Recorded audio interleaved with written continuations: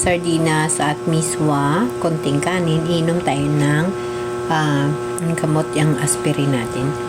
And then, gumagana na naman yung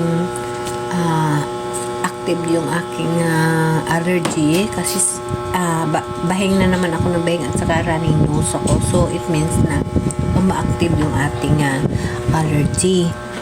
So, kaya nanigurado na ako. Uminom na ako ng aking pangpalabnaw ng dugo. Yun yung aspirin natin.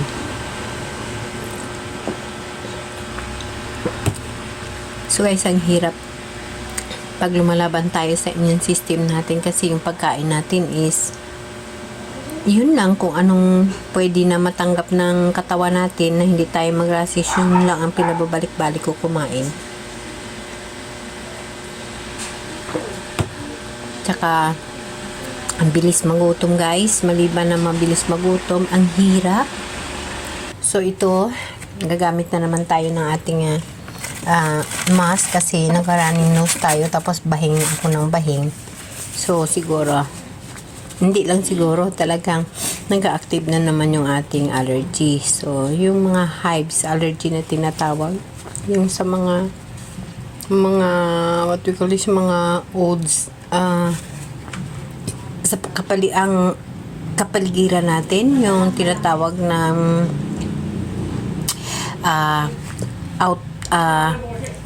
sa mga out na nakukuha natin, yung mga alikabok at saka sa mga dahon-dahon sa loob naman yung itong mga alikabok din. Nagwalis kasi ako, so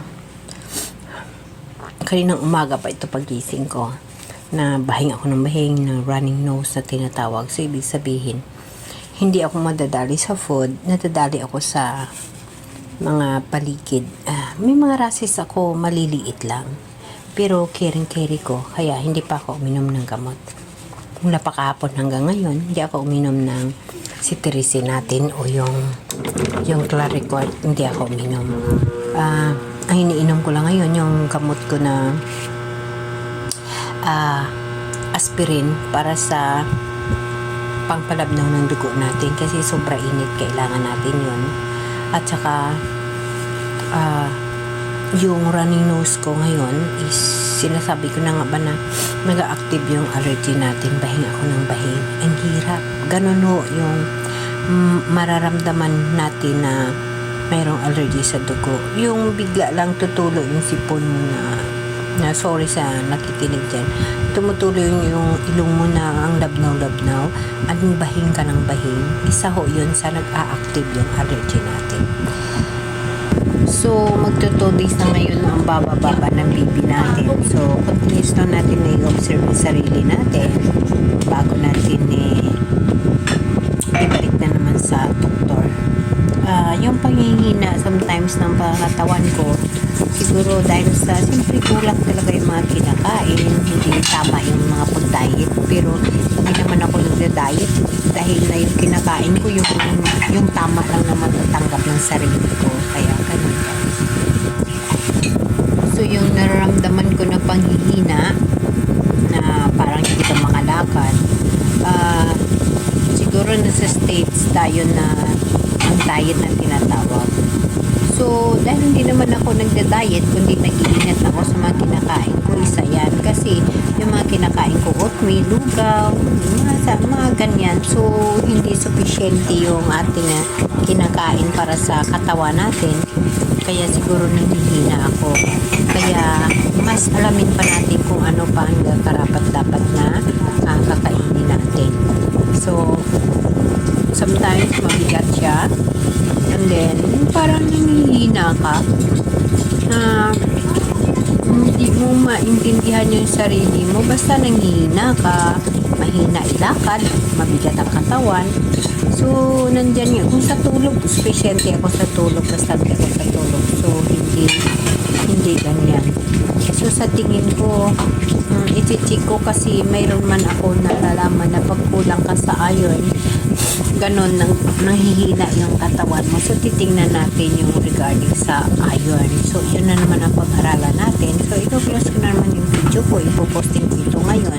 Pero pag-aralan ko itong tungkol sa iron. And then, next day, pupunta ako sa doktor ko para ma-check up kasi bumababa yung BP ko.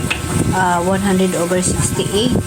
So, napakababa, di ba? Isa yan sa nanghihina. Baka mababa naman siya doon dugo ko. Uminom pa ako ng losartan ko, yung pang high blood ko. Kasi of course, na-stroke na tayo, di ba?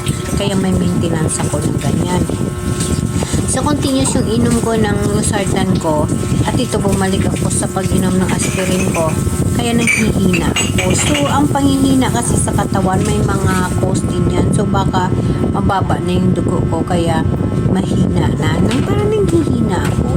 So, tinicheck ko, minomonitor kasi ang BP ko kahapon at ngayon mababa. So, this morning ang BP ko is 100, mahigit lang, 118/68. So, yung mga round off na siguro yan. So, 120 okay na, pero yung ang white blood ko is 68, so medyo mababa, ano. Siyempre, alam naman natin ng immune system ay nasa white blood naka-focus. So, titingnan natin guys kung ano pa ang masusunod na mararamdaman ko. Continuous lang ang buhay. Hiningi ko lang kay Lord na kung ano man ang magiging buhay ko, tinatanggap ko ng buong puso. Okay guys, maraming salamat. See you on my next video. Titingnan natin yung iron at saka yung pagbaba ng aking white